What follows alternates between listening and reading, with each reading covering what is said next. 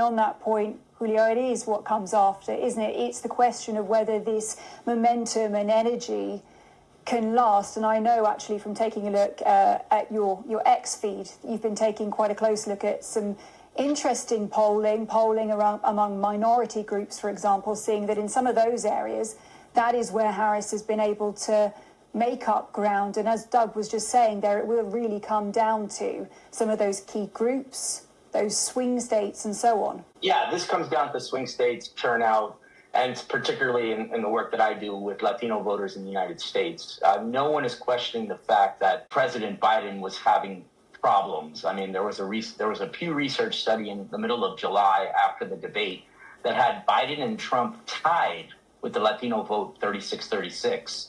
Now, there are new polls that are coming out for Vice President Harris that show her moving up and trending up sort of in the late 50s, but we have to look at the historical context of that.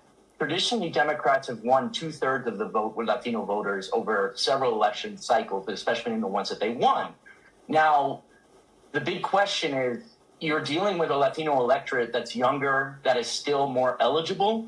There's a lot of new vote out there, right? So when you look at a place like Arizona and Nevada, or in other places, even a Pennsylvania, the question for Democrats are people excited? And are you getting that new, younger vote out there, particularly Latinos? Is it a working class message? Is it a populist message?